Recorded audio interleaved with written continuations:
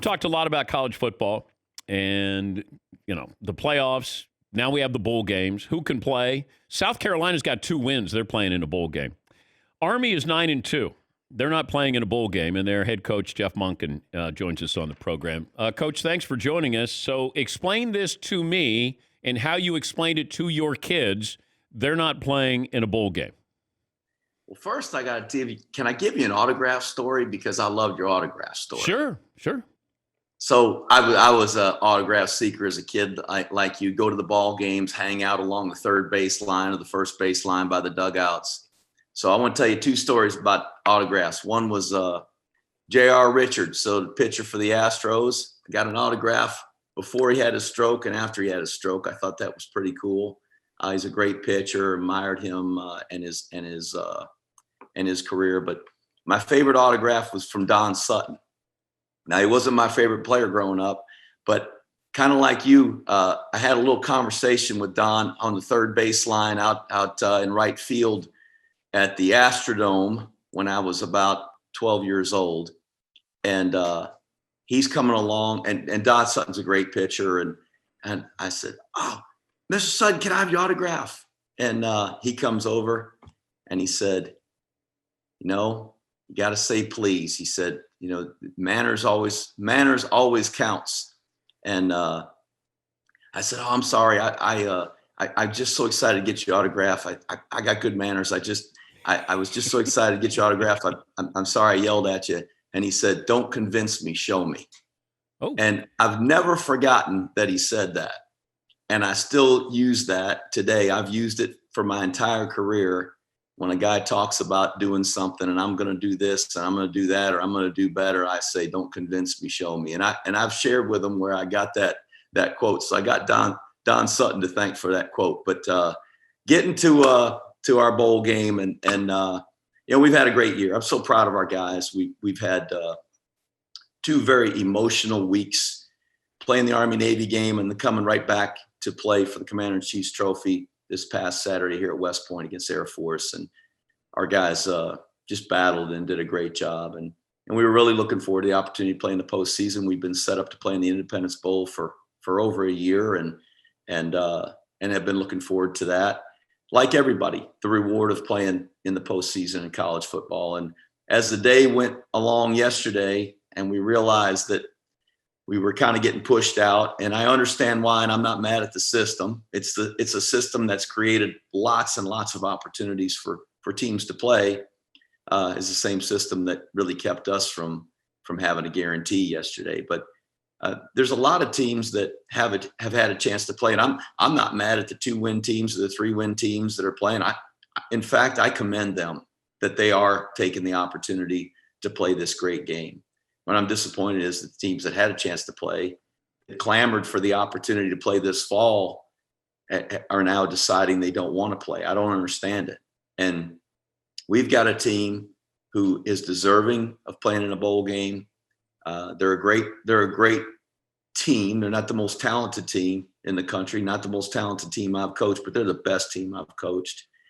And they're a group of young men who have made a pledge of commitment to serve this nation. And we've got seniors who have earned the opportunity to play in a bowl game who were in tears last night.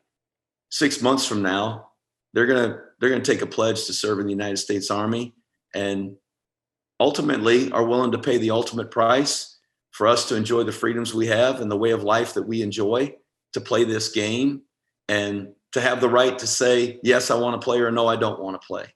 But when there's a team like that is uniquely positioned to represent the 1.3 million men and women who serve on active duty in our United States Army, they deserve the opportunity to not just play for themselves, but to represent those men and women. And I hear all that we've been through, it's always, for all this team has been through this year, we're just deciding to opt out. Well, I challenge for all that our soldiers have been through and all that their families have been through, for families who have had loved ones deployed for a year or more and been away from their families and will spend this holiday season away from their families.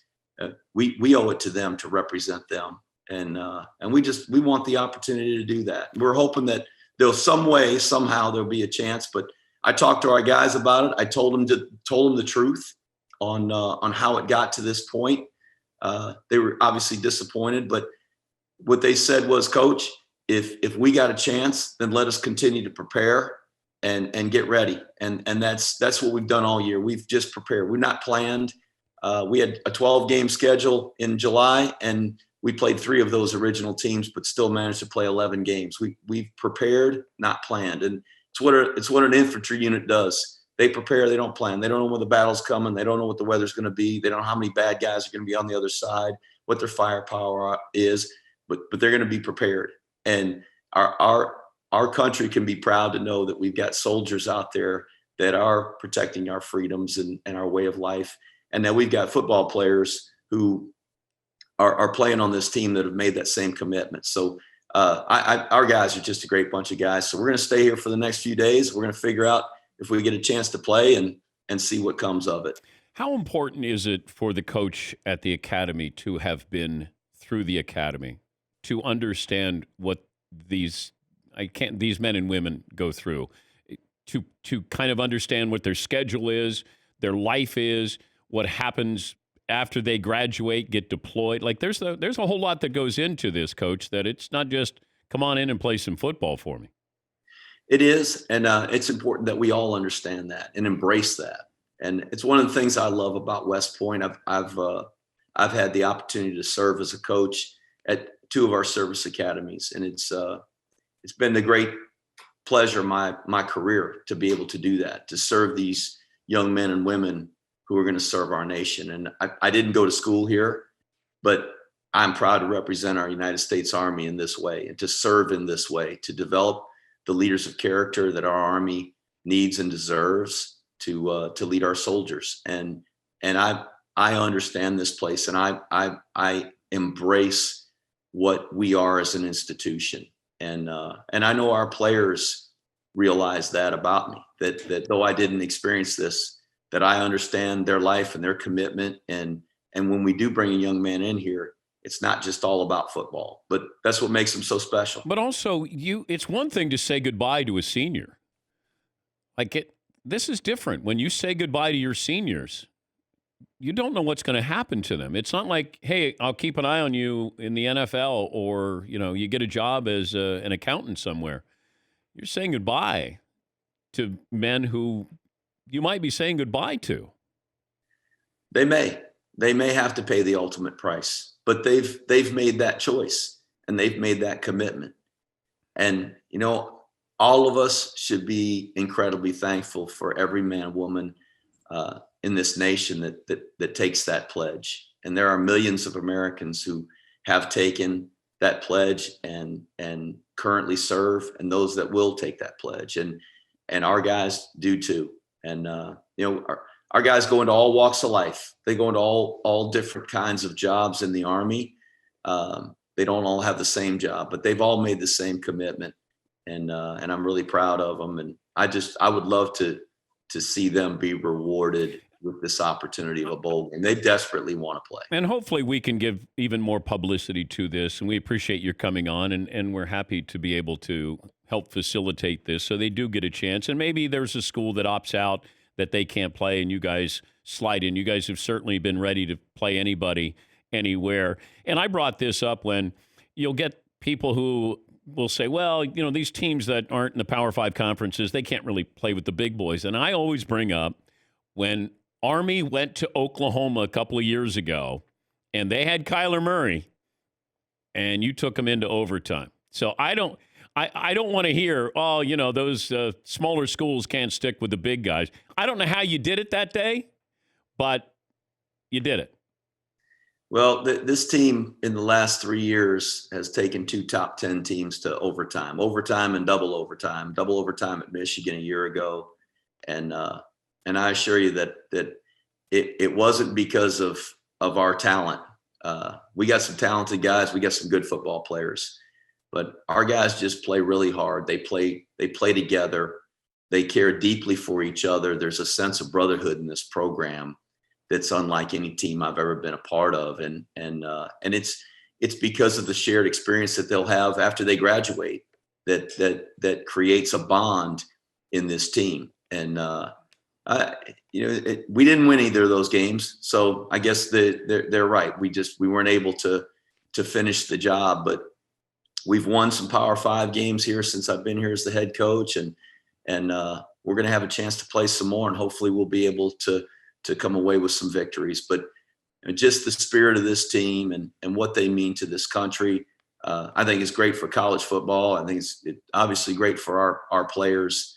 But for those men and women that we represent, I think it's important that we play and not just say, "Hey, we're going to opt out." Well, you can't give up. I mean, that's who you are, and hopefully I'll get a chance to get up there next season. I appreciate the invitation that I got for the Army-Navy game. I got a compromised immune system, and probably the last person who should be traveling anywhere, but that game means that much to me that I wanted to be there to experience it. So congratulations on the season, and hopefully there's somebody listening who says, you're right, that Army should be playing in a bowl game this year, Coach. So thank you, and our best to you.